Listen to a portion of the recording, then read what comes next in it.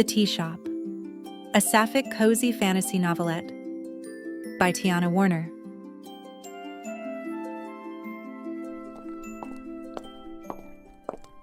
The cobblestones clicking beneath my stilettos are uneven and irritating, like everything else about this unplanned detour. My heels catch in the gaps between stones as I navigate this picturesque obstacle course with my jaw clenched. 17 very important restaurant inspections are backed up on my desk, and instead I'm trudging through some quaint nightmare to shut down a tea shop I have no interest in. The morning sun glints off the storefront windows, stinging my eyes as I stride past flower boxes overflowing with impossibly vibrant blooms and vintage lampposts that belong in another era. The whole street looks like someone vomited whimsy all over perfectly good real estate. My phone buzzes in my bag, and I dig it out to find another urgent email about the seafood processing plant violation. I stuff it back in for later, cursing my aunt for dying at the worst possible time and leaving me this mess to clean up. I'm the new owner, and I'm here to inform you that your employment will be terminated immediately, I say, rehearsing my speech to whatever hipster tea enthusiast my aunt employed. The business will be closing and the property sold. Perfect, professional and firm. I round the bend in the narrow street and stop in my tracks. Between a bakery and a kitchen shop is a familiar purple door. A hand-painted teacup sign sways over top of it in the morning breeze. My blood turns icy in my veins, and I put my hand over my heart. No, this can't be the place Auntie Corinne left me. My hands shake as I fumble for my phone again, nearly dropping it. I pull up the email from the lawyer, checking the address with desperate hope that I've made a mistake. Ugh, this is it. I've been to this tea shop before, clipboard in hand, delivering the worst inspection rating of my career. 47 health code violations, most of them so bizarre that my supervisor looked at me like I'd sprouted feathers. Maybe take a mental health day, Amber. You've been working too hard, she'd said, scanning the disorganized report with her brow furrowed. Never had I felt so incompetent and humiliated, like I was losing my mind, like the world no longer made sense. After spending years establishing myself as a professional, after striving to prove that the daughter of a crook could make something of herself, this shop crashed into my life and threatened to tear away what I'd built. And that wasn't even the worst part. There was also the unsettling feeling that I was missing something crucial, a 48th violation that would put the rest to shame. Now I've inherited the damned place. The fact that the business is still running despite the failed inspection boils my blood. It should have been shut down long ago, and somehow, through a sequence of lawyers, a last will and testament, and a dead aunt I barely knew, it's become my problem. My face burns with indignation, and I huff, marching up to the purple door. Small gold letters are painted on it, and for a split second I swear they read, "Well, well, look who it is." But when I do a double take, it simply reads, "Heritage Blend Tea Company." I scoff. Must be the blinding sun playing tricks. The brass handle is warm against my palm as I yank it open, a chime of bells announcing my arrival. The floorboards creak and shift under my heels, as if the shop is adjusting itself around me. Dust motes swirl in the sunlight streaming through grimy windows, and somewhere in the back is the soft bubble of water from a kettle or fountain. Dried herbs hanging from the rafters whisper against each other, and 1,000 different herbal scents hit my nose at once, as if an entire rainforest has been crammed into this tiny space the size of my studio apartment. The shop looks the same, maybe worse. Unlabeled jars crowd every surface. Knobbly herbs sprout in impossible abundance from tiny containers. Everything is out in the open, exposed to germs, without proper temperature control. Moss grows along the baseboards. This place is a health code nightmare wrapped in whimsical charm, and my fingers itch to document every infraction. As I approach the counter at the far end, Soft footsteps pad closer in the back room. I tuck back the blonde locks that came loose from my bun, smooth my white blouse, and tug down my pencil skirt, which rode up my thighs during my struggle with the cobblestones. I was wondering when you'd show up. Comes a bright, bubbly voice I haven't heard in 6 months. Here to finish what you started? Or can I woo you with a cup of our best-selling blend? My heart skips a beat. Ah, and there's one other reason this place tipped me off balance. Zoe Kim emerges from behind a curtain of hanging herbs, and there's that same knowing smirk from before, the one that suggested she could see right through my clipboard armor, to the insecure 27-year-old still finding her feet in the corporate world. That smirk made my stomach flip 6 months ago and is doing it again now. She's about my age, but taller, prettier, kinder, more confident, more everything.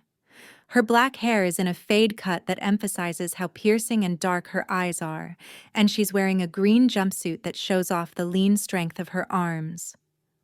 I'm the new... I choke on the words, my tongue thick and uncooperative. Heat creeps up my neck as my traitorous body remembers why I couldn't stop thinking about this woman after my last visit. The way she leaned against the counter during my inspection, completely unbothered by my authority. How she raised one perfect eyebrow when I stumbled over citing regulations. Owner? Zoe finishes for me, her smirk widening. Yes, I heard. Corinne's niece, the infamous Inspector Amber Mackenzie. Come to shut us down again? I clutch my bag tighter, using it as a shield between us, but she's already walking around the counter toward me. Her movements are graceful, her posture confident, her steps quiet, and... Good Lord, she's barefoot. And is that soil covering her fingertips? My hand inches toward my clipboard again, itching to write that down, but I stop myself. Your employment. I try again, but the words tangle on my tongue as she stops close enough that I can smell her perfume. It's earthy and complex, like cedar and moss with an underlying sweetness that might be vanilla. It would be pleasant if not for the fact that it probably comes from one of those mysterious unlabeled jars. Is terminated? Zoe suggests, tilting her head. Immediately, perhaps? Business closing, property sold? My face burns hotter. I force my spine straight, channeling every ounce of professional authority I possess. I'm here to inform you that this business will be closing permanently. She circles behind me, and I resist the urge to turn and follow her movement. That's interesting. Because I'm fairly certain Corinne's will specified that the shop was to remain operational with current management retained. My stomach drops. No way. Is she telling the truth? When you make decisions that affect people's lives, do you usually read the fine print?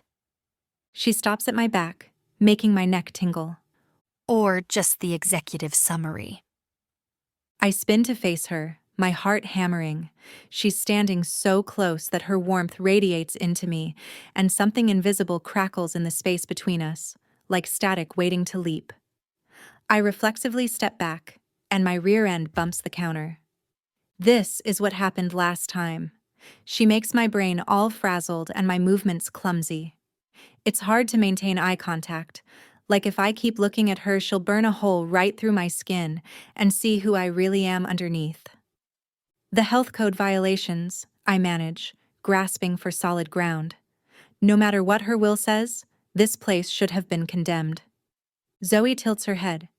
And yet here we are, still serving tea, still helping customers. She reaches past me to pluck a jar from the counter, her arm brushing mine. Her skin is warm and soft. Anyway, you're not here as part of your job, are you? This is personal. My heart is doing backflips at the casual closeness. Whether from discomfort or some entirely different reason, I can't tell. The bells above the door chime, sparing me from finding a response. Zoe turns, and I exhale as an elderly woman shuffles through the door, her silver bob pinned back. She moves slowly and carefully, and dark circles shadow her pale blue eyes. Good morning, dear. I was hoping you might have something to help with persistent nightmares. I can't sleep. I expect Zoe to direct her to the pharmacy down the street, or at least recommend she see her doctor. It's what any responsible business owner would do. Follow protocols. Instead, she straightens, her demeanor shifting into something focused and professional. Of course, Mrs. Jackson. Zoe says warmly, moving toward the left wall. Are these the same, types of dreams you mentioned last month, or something new? My eyebrows shoot up. Why did she glance at me? What's she hiding? Worse. Mrs. Jackson wraps her cardigan tighter around her thin frame. Ever since Harold passed, well, you know, the dreams make me wake up more exhausted than when I went to bed. Her voice is fragile, and I can't help feeling sorry for her. Zoe nods understandingly and pulls down several containers. I'm so sorry for your loss. Grief can definitely affect our sleep patterns. She uncaps a jar of dried purple flowers. Let me blend something for you. Another violation: offering medical advice without proper certification. Zoe returns to the counter and I step out of the way. Her elegant fingers flutter from jar to jar as she measures ingredients into a small cloth bag. She has such pretty hands, and if it weren't for the gardening soil on her fingertips, I would say they were perfect for concocting sophisticated tea blends. Chamomile for relaxation, lavender for a peaceful sleep, a touch of mugwort for pleasant dreams. She pauses, glancing at the older woman with knowing eyes. A pinch of vervain to help process grief in a healthy way. Amber, will you pass me the amethyst behind you? My heart jumps at being addressed. The what? She points over my shoulder. The dark purple one. I turn around to find a cluster of gemstones on a shelf. I pick up a purple one and drop it into her palm, keeping my hand pointedly high to avoid letting our fingers brush. Her gaze flicks to my face and then back down again as she adds the amethyst to the bag. There's no way that tea is going to taste good. Flowers? Rocks? And is that a twig? While she keeps gathering ingredients, I rake my eyes over the shop, taking in the crooked shelves that are hanging by some miracle, the dusty jars holding shimmering contents I can't identify, the rainbow of crystals, the plants that hardly look real. Even the dust in the air doesn't settle like it should. It hovers, swirling in patterns that look like tiny galaxies. Whispers tickle my ears, but when I strain to listen, it's just the dried herbs overhead brushing against each other. Last time, the violations I'd documented kept changing until my clipboard was a mess, temperatures fluctuating while I watched the thermometer, herbs that grew taller during the minutes I spent trying to catalog them. By the end, I was writing down violations that defied physics. There you go, ma'am. Zoe ties a green ribbon around the sachet, which is full to bursting. You're a doll. Mrs. Jackson says, sounding a little lighter. You really think this will help? Zoe passes it to her with both hands. I think sometimes our minds need a little extra support to find peace. Steep this for 5 minutes before bed in water that's not too hot. Add honey if you like, and see how you feel. Mrs. Jackson pays for her purchase and shuffles out with renewed energy, clutching the tea blend to her chest like it's made of gold. The bells signal her departure, leaving Zoe and me alone again. I cross my arms and resume my scowl. Are you going to tell me you're a licensed herbalist, or are we adding practicing medicine without a license to your list of violations? Zoe's smirk returns. You've never had chamomile tea, Miss Inspector? Or suggested someone get more sleep when they're feeling run down? That's completely different. Is it? She leans back against the counter, her ankles and arms crossed, looking perfectly unbothered. Her dark eyes dance with amusement like she finds it funny that I'm here to fire her. I'm not diagnosing anything. I'm not prescribing medication. I'm selling tea blends and offering the same kind of folk wisdom your grandmother probably gave you. I never met my grandmother, but if I had, I bet she wouldn't have claimed that tea could cure nightmares. Zoe tilts her head, studying me. There's a pause filled by the burbling water in the back and the dried herbs rustling. I only said it might help her mind find peace. There's a difference between healing and hope, don't you think? The way she's holding my gaze makes something flutter in my chest. Part irritation, part something else I don't want to examine too closely. You're being deliberately obtuse. And you're being deliberately hostile. She pushes off from the counter, striding closer. Though I have to say, the bureaucratic outrage is a good look on you. Very authoritative. Heat blooms in my cheeks at the way she draws out the last word, like she's tasting it. I huff. That woman could have a medical condition, Zoe. Sleep disorders, medication interactions. Mrs. Jackson has been my customer for 3 years. She sees a doctor regularly, takes her medications as prescribed, and comes here because conventional medicine doesn't address every aspect of healing. Zoe's eyes narrow.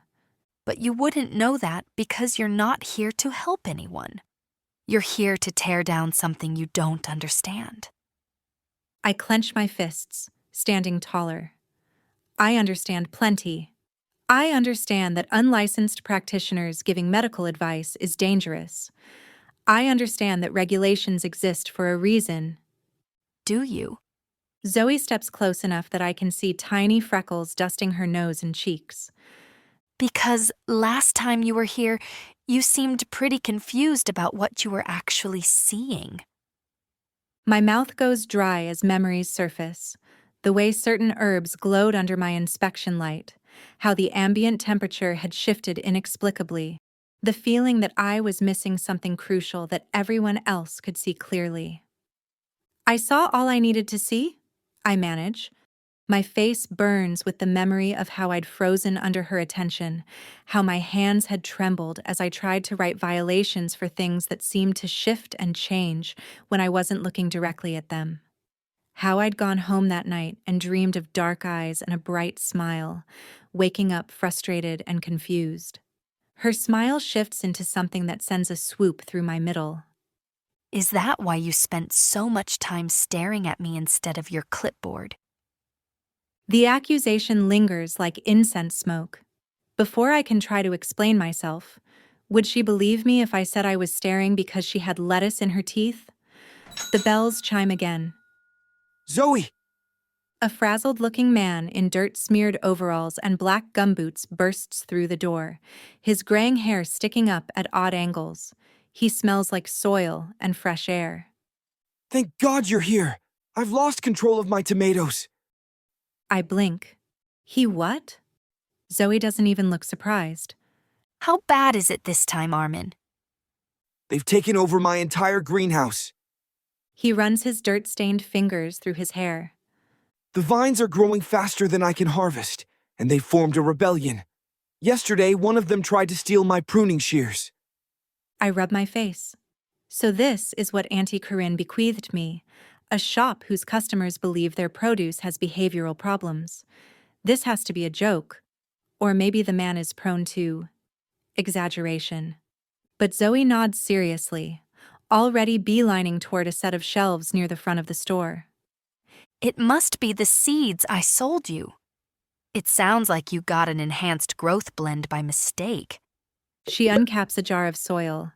This should slow them down to a more manageable pace. Sprinkle it around the base of each plant at sunset, and whatever you do, don't water them with anything but rainwater for the next week. I splutter. Of all the things they've said, and all the objections rising to my lips, what bursts out is, well, I'm not surprised you gave him the wrong product, with how disorganized everything is in here. Armin waves a hand. Not a worry.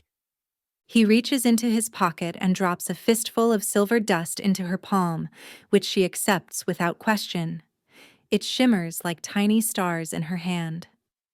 This place is impossible. Every insecurity that settled into my soul the last time I was here comes flooding back, making my chest tight. The earth seems to shift under my stilettos, as if reality is about to split open and absorb me like quicksand. As he leaves in a hurry, I round on Zoe. What was that about? She goes to deposit the dust into the cash register. Flecks of it fall from her hand and swirl through the air, catching the light. I wave my hand in front of my face to dispel it in case it's toxic. Before she can answer, the bells interrupt us once more, and I let out a groan of frustration. A woman in her 30s wearing scrubs bursts in, her dark hair pulled back in a messy bun. Zoe, it's happening again. I'm saying exactly the wrong thing at exactly the wrong moment. Yesterday during surgery, I said, well, that's not supposed to happen, in front of my supervisor. The day before, I asked my friend how her husband was doing, and I accidentally called him by her ex-husband's name. And this morning, Oh, Sarah, Zoe's expression fills with sympathy. Mercury retrograde is hitting you hard this cycle, isn't it? Is that what this is? Sarah looks ready to cry. I thought I was having a breakdown. Not at all. You're just cosmically out of sync.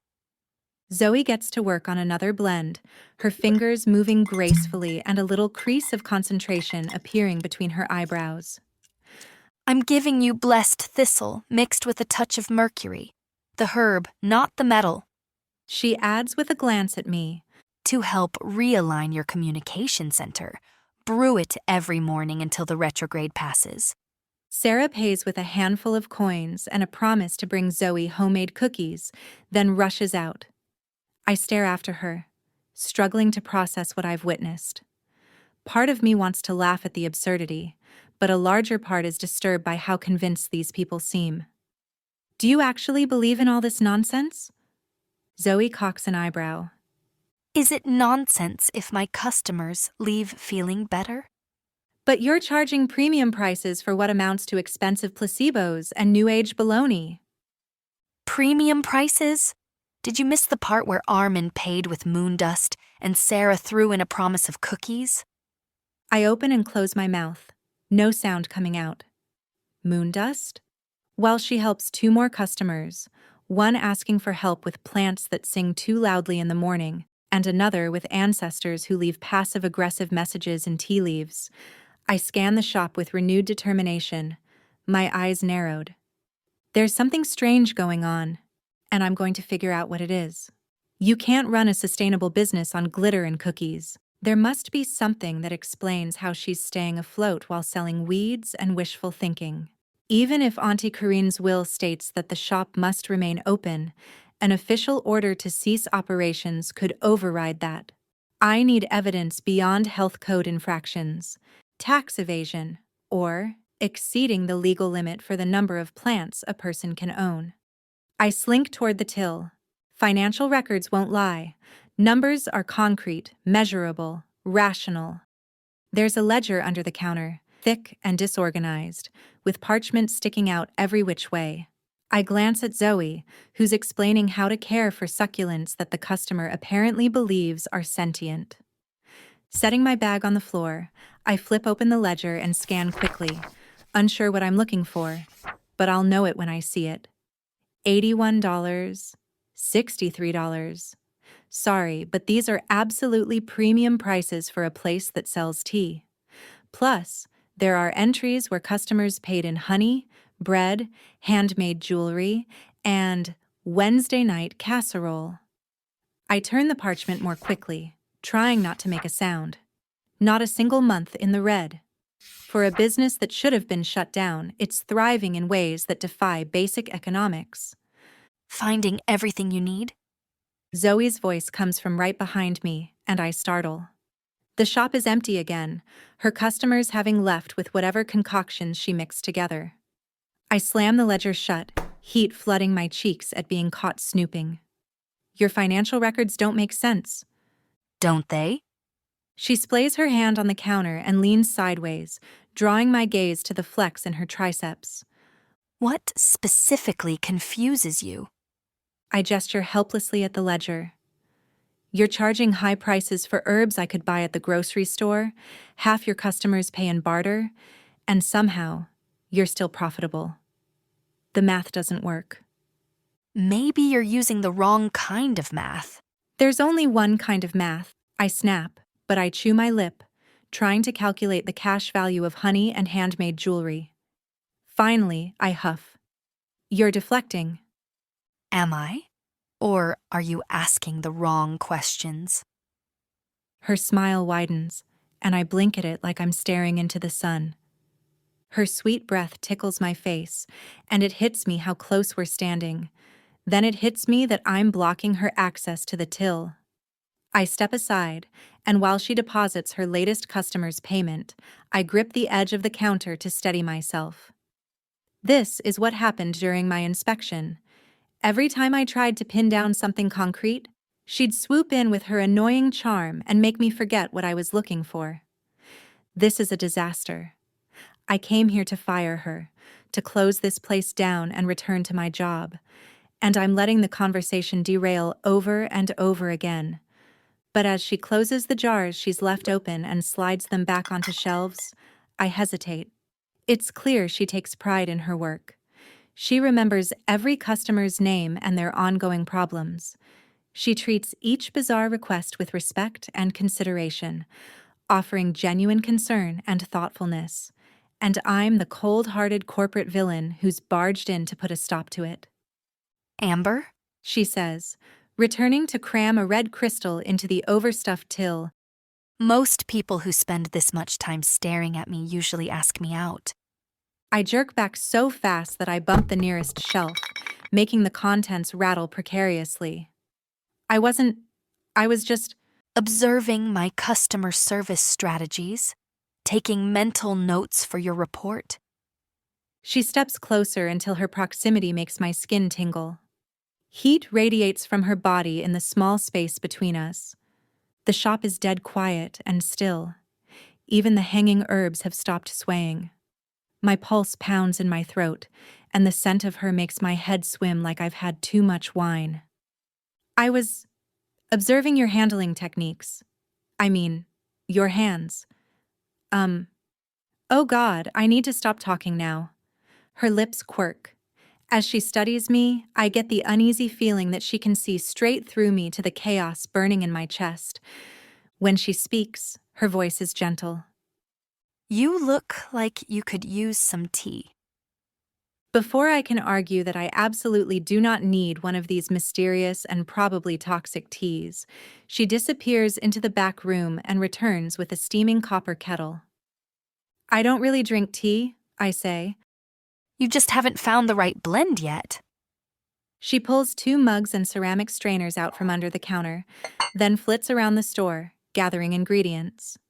Besides, you look like you're about to vibrate out of your skin. Chamomile, passion flower, and a touch of cinnamon bark will help. I need to get back to... I start, but as she painstakingly measures each ingredient for me, I bite my lip. She pours the hot water over the strainer, and as the scent of flowers and cinnamon hits me, I have to admit it's soothing. Well, just 1 cup. Her smile is like the sun breaking through clouds as she offers me the steaming mug. I take it, and our fingers brush. The contact with her warm, soft skin sends a jolt up my arm. She turns her attention to the next mug, lifting it to the light and blowing out the dust. What made you become a health inspector? She asks, maybe seeing the way I'm examining my own mug for traces of filth. My shoulders tense, as if I'm deflecting the question off invisible armor. Why do you ask? It's not exactly a childhood dream career, is it? Most kids want to be astronauts or veterinarians. Not many aspire to shut down restaurants for improper food storage. I sip my tea cautiously, expecting it to taste like potpourri. Instead, The rich flavors bloom on my tongue and warmth spreads through my chest, loosening something I didn't realize was knotted tight. It's a good job. Steady. Important. But why did it appeal to you? I frown, feeling like she's prodding me with one of those twigs she put into Mrs. Jackson's blend. I like order. Rules make sense. They protect people. From what? I don't meet her eye. She's getting too personal, and it has nothing to do with why I'm here. I could get up and leave. I could be firm and tell her we're done, and she'd better find a new job tomorrow. But the way she's looking at me isn't pushy or invasive. Just curious. Like she genuinely wants to know. From people who think rules don't apply to them, I say. From people who do whatever they want without caring who gets hurt. Zoe stays quiet, waiting for more, but I press my lips together, letting the stubbornness I inherited from Dad shine through. I've said enough. Zoe studies me, turning her mug in her hands. When she speaks, her voice is devoid of its usual bubbliness. I was 22 when Auntie Corinne found me. I was living in my car behind a gas station, convinced I was going to die before I turned 23. Her old pain flickers in her eyes, as plain as the freckles dusting her nose. My parents had cut me off 6 months earlier, said I was an embarrassment to the family. My chest tightens. I don't know what to say, so I stay quiet. I hadn't eaten in 3 days when this tiny old woman knocked on my car window. She looked like somebody's grandma, and she was carrying a backpack full of plants and sticks. She said, "You look like you could use some tea." And you went with her? I was too tired to argue, too broken to care if she was a serial killer. She brought me here, fed me vegetable soup and tea, and let me sleep on the couch upstairs. She casts me a guilty half-smile. There's an illegal suite in the loft, by the way. Of course there is, I say with a sigh, but I can't help the little smile tugging my lips. When I woke up the next morning, I expected her to kick me out. Instead, she handed me a cup of tea and said, "How do you feel about learning to help people?" She gave you a job. And a purpose. Zoe stands taller, her confidence returning. She taught me about herbs and about listening to what people need instead of what they think they want. She never asked about my past, never made me feel ashamed. She just loved me unconditionally. I nod, my throat tight. She sounds like a lovely woman. She was. To think I never knew her. After Dad left, I didn't want anything to do with his family ever again. My dad, Auntie Corinne's brother, was the kind of person who could convince someone to loan him money while standing in the ashes of his last failed venture. I say, the words flooding out. He collected people's dreams and spent them like pocket change. I stop and bring the mug to my lips. I let it hover there, the steam rising into my nostrils without taking a sip. Why am I telling her this? Has the tea done something to my defenses? Dissolved them like sugar in hot water, making me talk about something I never share with anyone? I lower the mug into my lap again. Zoe waits. I make the mistake of meeting her eyes. Those gentle, beautiful eyes that see right through me. When was the last time someone looked at me like this? And suddenly I'm talking again. Sometimes he disappeared for weeks at a time, leaving me with whatever girlfriend was willing to babysit me. Then he'd come back with a new car and expensive presents. How old were you when he left for good? She asks softly. 16. Old enough to take care of myself, which I had basically been doing all along anyway. My mom died when I was a toddler. I look down at the mug in my lap, the little particles of herbs and flowers drifting in a slow circle. It's not the tea making me talk. Something about Zoe makes me want to tell her everything, to make her understand why I am this way. One day I came home from school and all his things were gone. The girlfriend of the month found me and told me he was sorry, but some people were looking for him, and he had to go. Zoe's mouth opens in surprise. Her eyebrows pull down sadly. I'm so sorry, Amber. I shrug. I figured out how to take care of myself until I was of legal age. I learned real quick that the only thing that keeps you safe is following the rules. Her brow furrows as she grasps what I'm getting at. So when I see a place where rules don't matter, you understand why I can't let that happen. My voice is colder, and the space between us seems to widen. We stare at each other, two 20-something girls who were both abandoned by the people who were supposed to protect us. A long moment passes where we sip our tea, the shop's strange whispers and burblings surrounding us. The building shifts, a gentle creak in the wood. Amber, Zoe's eyes glisten. don't destroy everything Corin built. I'm doing what's necessary to keep the public safe. It's my job, and if I don't follow through, I could lose it. Zoe studies me for a long moment. At last, she sets down her mug. What if the problem isn't that this place is breaking the rules, but that you're using the wrong framework to understand it? I narrow my eyes. I don't know what that means. She rocks from foot to foot, then seems to come to a decision and turns abruptly. There's something I need to show you. Be right back.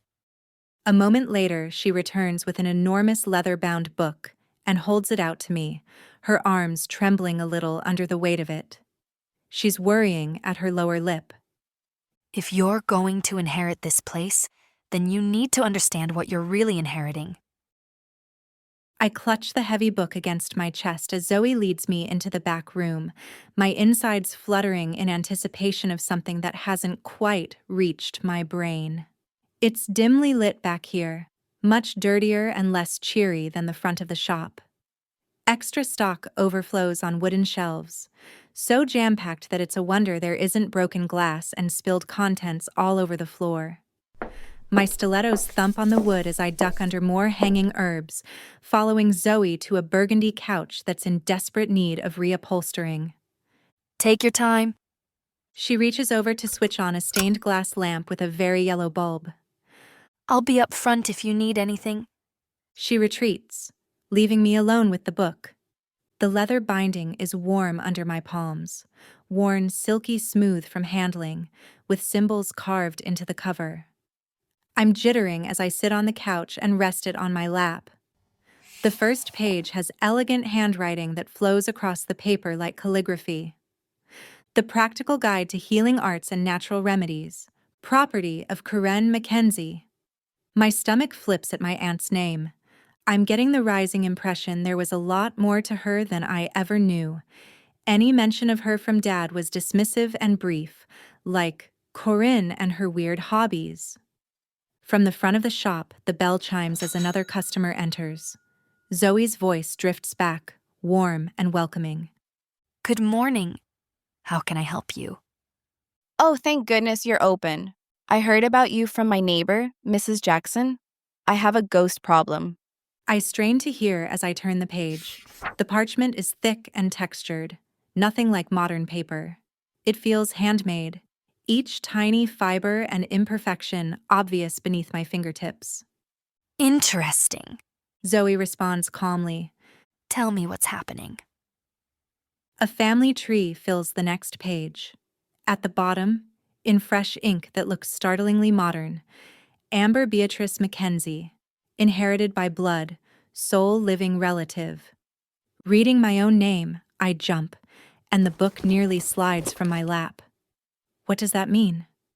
And when, exactly, was my name added? It's my mother-in-law, Margaret.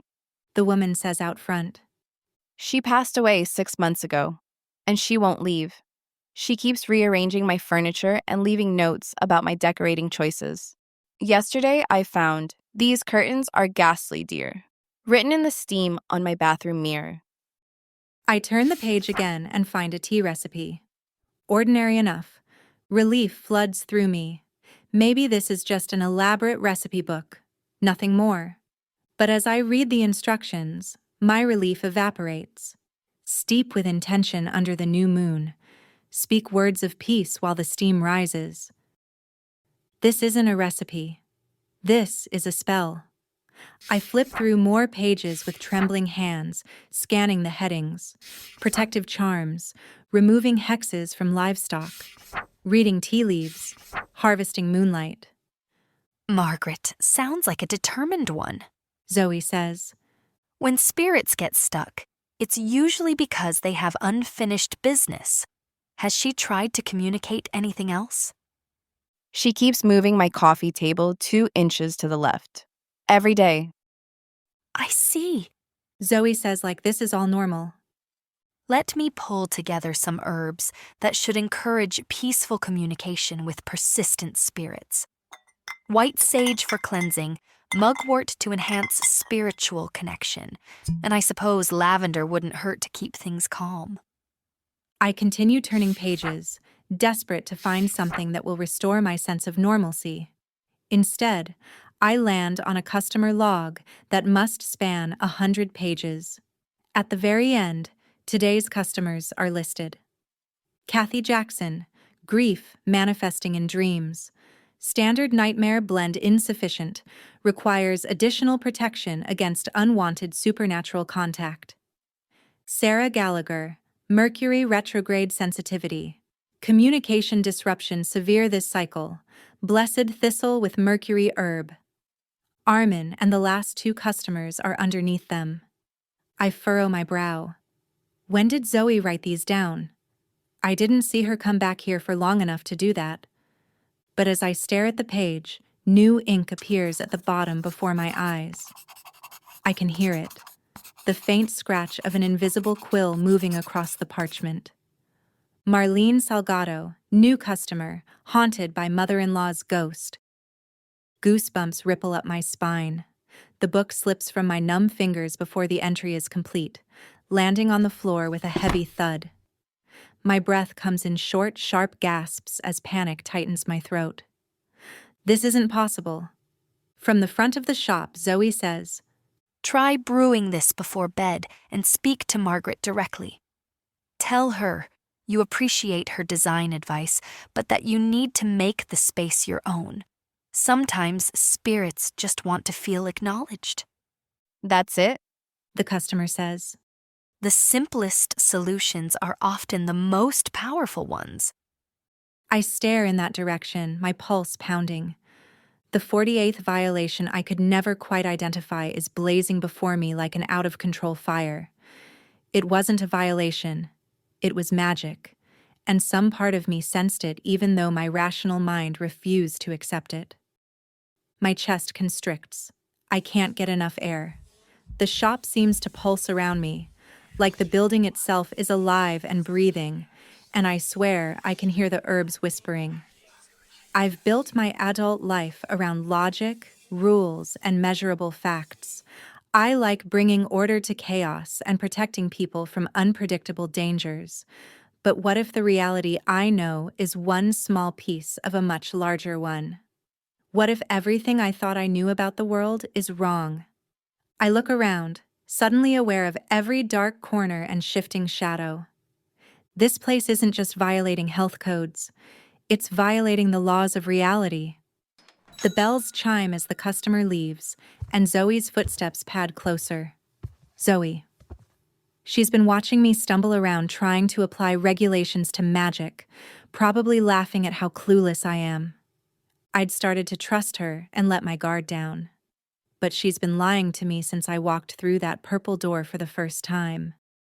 No, I whisper, jumping to my feet and stepping away from the book as if it might burn me. The curtain of herbs rustles. Zoe walks closer on her bare feet, her usual confidence nowhere to be seen. Instead, her expression is tight and solemn as she searches my face. How are you doing? I step further away, putting my palms out as if to stop her from attacking me. Is this a grimoire? I ask, jerking my chin toward the book on the floor. She stops, knots her fingers together. Yes. And magic is real? A pause. Yes? Auntie Corinne was a witch? A slightly longer pause. Yes. I've inherited a witch's apothecary. She dips her chin. My breaths come faster with every confirmation. Part of me still hoped I misunderstood, and there was a rational explanation that would let me keep my worldview intact. Zoe steps closer, palms out, with the air of someone trying not to startle a wild animal. You understand, then, why this place can't be shut down. It's necessary. The community's natural balance relies on it. I shake my head. I can't own a shop where tomatoes try to steal gardening tools, and where dead family members leave passive-aggressive messages from beyond the grave. This is not who I am. You can't spring this on someone, I say, my voice squeaky with panic. God, Zoe, do you have any idea what this means for my life? I'm a health inspector. I enforce regulations based on science and logic and reality. This is reality. It's just a bigger reality than most people know about. I clench my fists at my sides, edging around her to get to the exit. I just want to pretend this never happened and go back to my own world where the worst thing I have to deal with is restaurants that don't properly refrigerate their mayonnaise. Zoe reaches for me, but I jump back. Amber, please.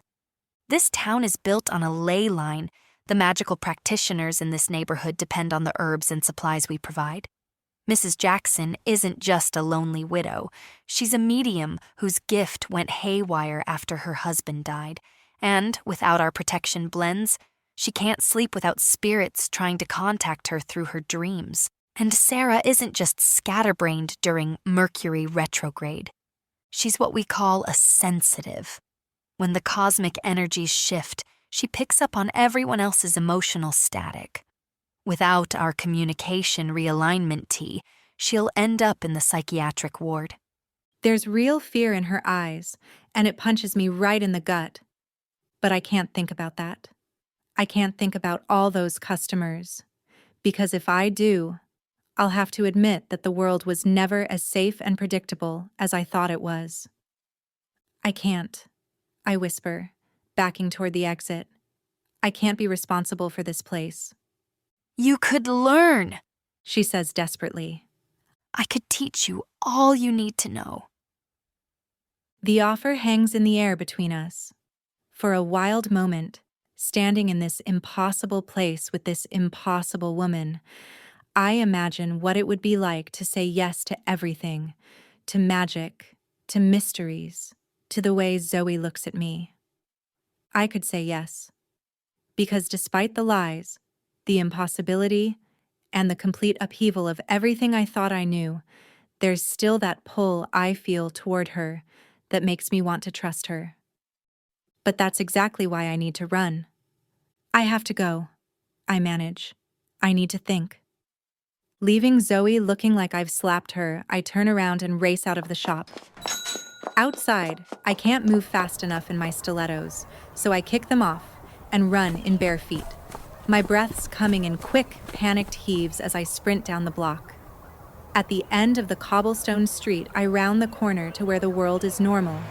Traffic whizzing by, pedestrians chattering, the cacophony of roaring engines, honking horns, and squealing tires slams into me, and the harsh sun makes my eyes water after the muted lighting of the tea shop. Exhaust fumes burn my nose. I lean against the brick wall, my legs too shaky to carry me any further. A witch's apothecary. I inherited a witch's apothecary. I slide down the wall until I'm sitting on the sidewalk, not caring that I'm probably ruining my skirt. I need to get back to my normal day doing normal things. A spreadsheet and a checklist will make everything better. God, how am I supposed to go back to writing reports about food storage temperatures when I just overheard someone buy a magic tea blend to fix a ghost problem? I reach for my phone before realizing I've left my bag inside. Damn it. Miss? I look up to find Sarah, the nurse from earlier, holding a plate of cookies wrapped in cellophane. She's changed out of her scrubs into jeans and a sweater, but she still looks frazzled. Are you okay? She asks, genuine concern in her voice. I saw you in the tea shop earlier. Did Zoe give you something that isn't sitting right?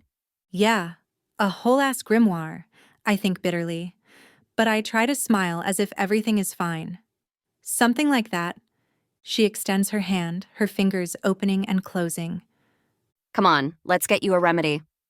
No, it's okay. I'll be fine. Sarah hesitates, then sits beside me on the sidewalk, setting the cookies between us. She doesn't say anything, just sits there with me, making sure I'm okay. My eyes prickle at the kind gesture. To be honest, I didn't know what the shop was until a minute ago, I confess. I'm Corinne's niece. I inherited it, and I thought I was getting a normal tea shop. The truth doesn't fit with anything I know about the world.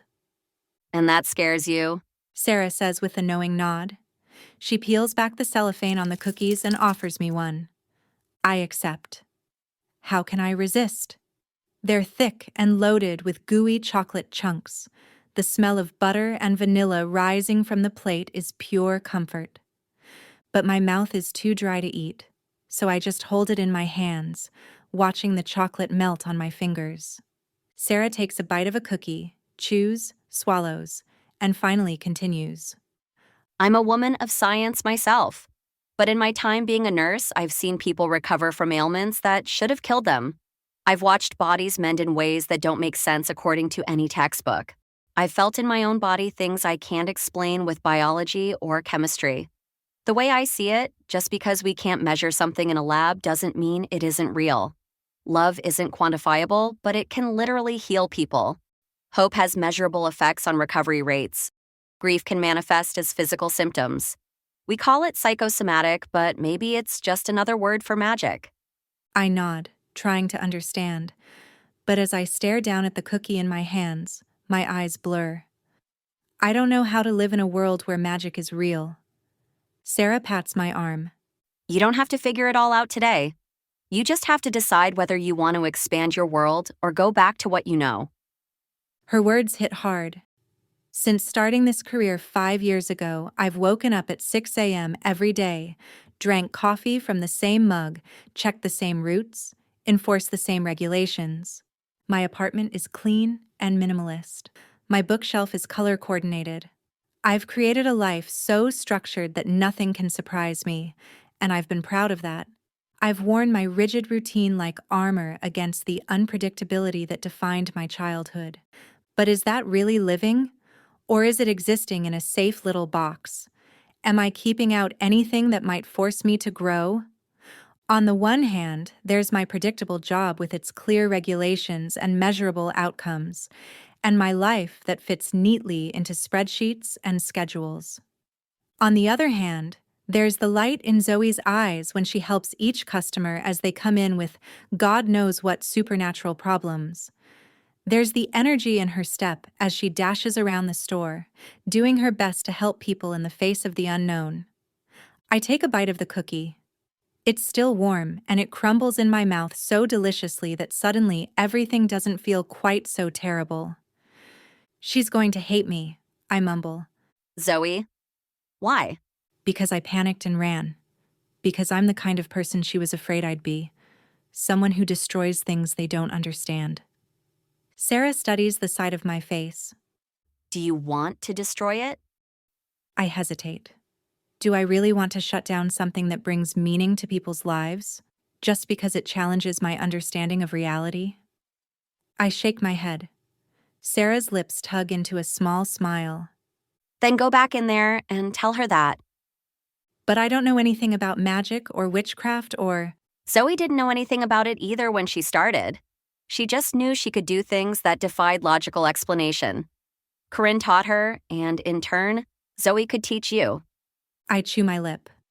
I don't want to fire Zoe. If I did, I would have done it the moment I walked in. Interruptions be damned. But I don't want to do that to her. And I don't want to close the shop she's poured her soul into. Instead, I want to understand this mysterious world that makes Zoe's eyes gleam with passion. I want to learn more about ley lines and herbs and crystals. I want to be part of something magical. I smile at Sarah, grateful for her kindness. That sounds like a wonderful idea. When Sarah and I push through the purple door, the bells chime their welcome, and the shop shifts and creaks around me like before, like its own way of giving me a hug. The warm air carries that sweet rainforest scent, and the burble of water tickles my ears. There's a customer inside. A boy is hunched on a stool at the back, his face twisted with pain. Zoe is holding his arm, focused and serious. As my eyes adjust to the dim light, my breath catches. Angry red burns spiral up his forearm, looking like no injury I've ever seen. Dane, what happened? Sarah cries, rushing over.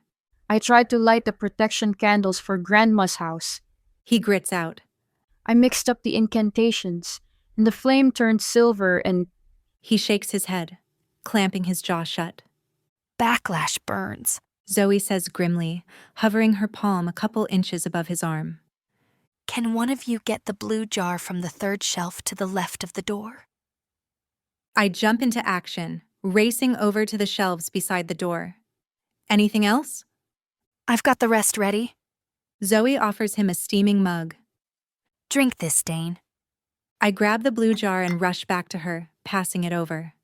She opens it and dips her fingers in what looks like ordinary water, except it gleams like an oil slick. This is going to hurt for a moment, Dane, but then it'll feel better. Ready? He nods, a muscle in his jaw flexing. Zoe places her wet fingertips on the worst of the burns and sings words I don't recognize. Her voice is low and melodic, like a lullaby sung in an ancient language. The words resonate in the air, making the glass jars around us hum in response. I watch her closely, the beautiful shape of her face, the way her lips move, the concern in her eyes. Her hands shimmer like the water, and the air above Dane's arm distorts like hot pavement on a summer day. Slowly, the burns fade. The redness dims until Dane's arm looks normal except for faint white scars. Better? Zoe asks. Dane examines his forearm from all angles, then breaks into a grin. Amazing. Thank you so much. He reaches into his pocket and pulls out a handful of smooth river stones. From Grandma. They're charged with protection energy from deep in the valley. Perfect. Give her my love. Zoe accepts the stones with a kind smile. Sarah puts the plate of cookies on the counter. I'll walk you home, Dane.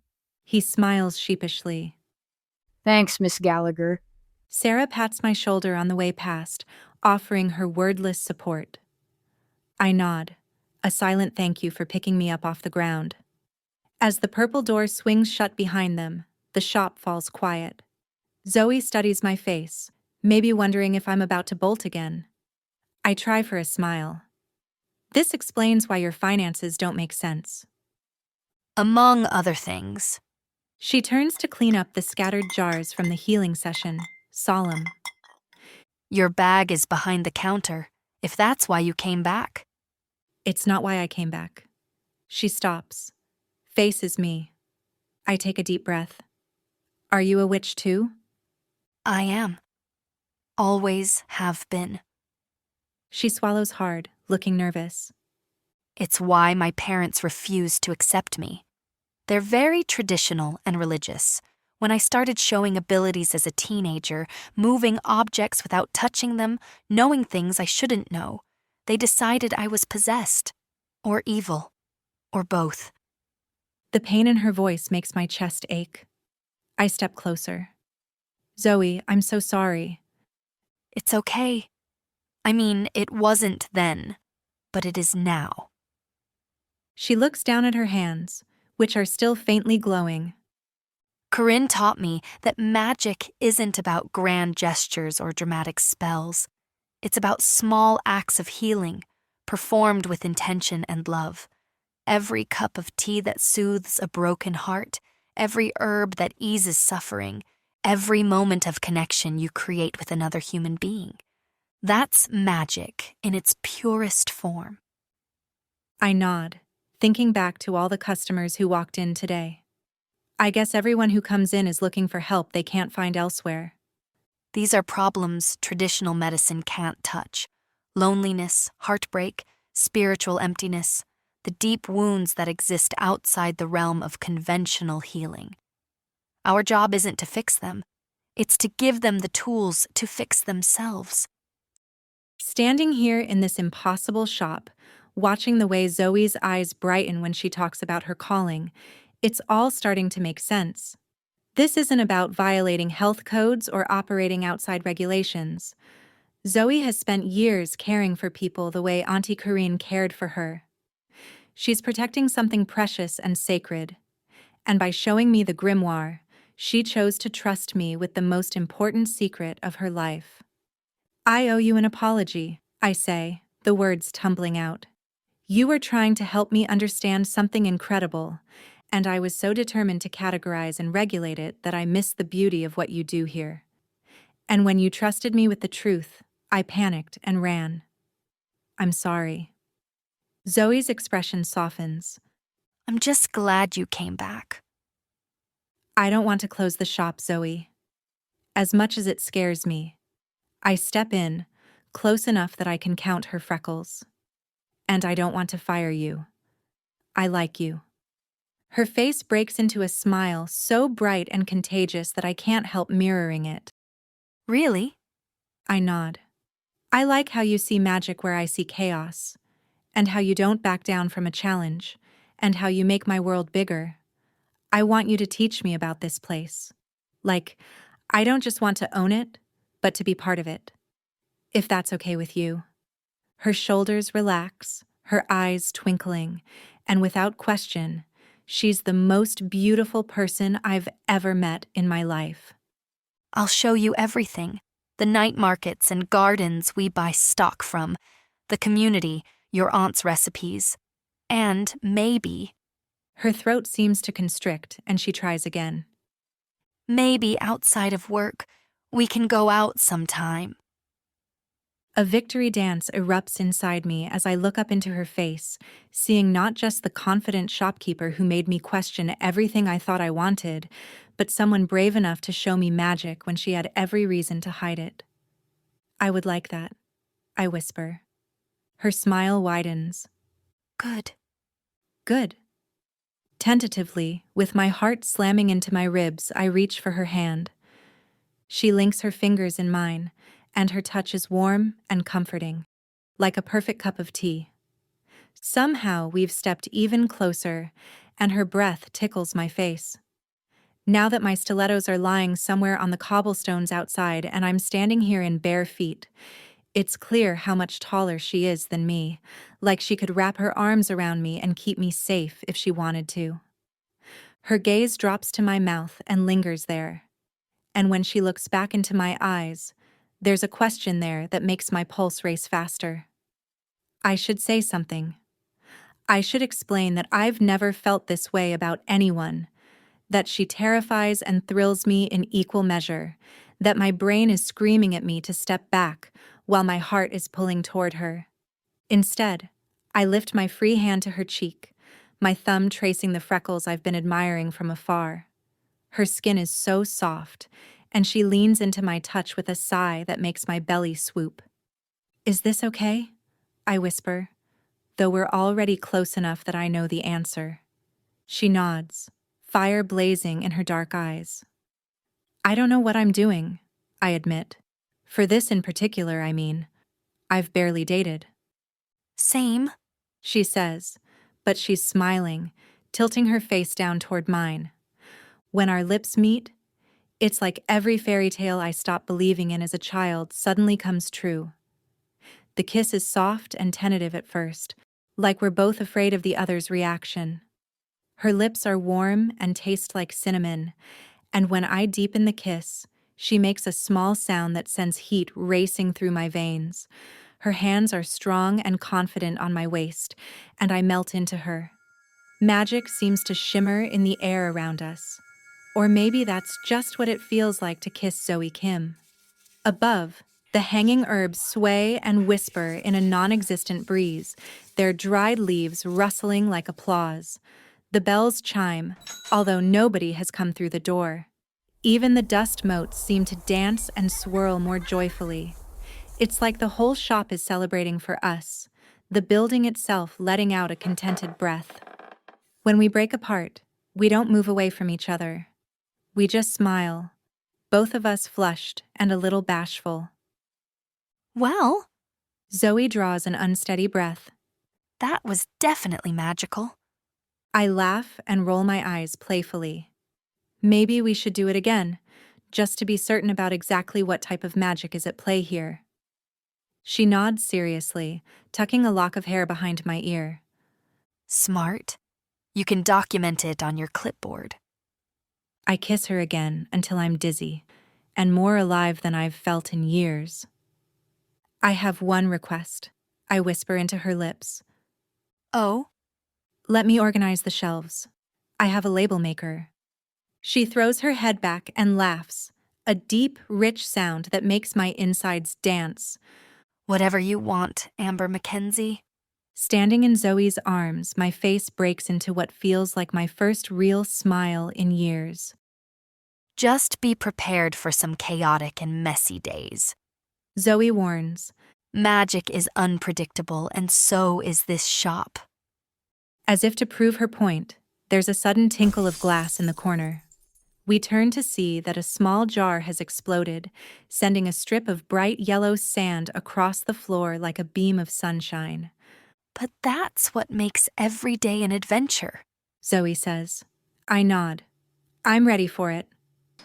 The bells over the door chime again, and we break apart as a nervous-looking teenage boy shuffles in. Excuse me. I heard you might be able to help with unusual problems. I freeze, my instincts screaming at me to back away and let Zoe handle this.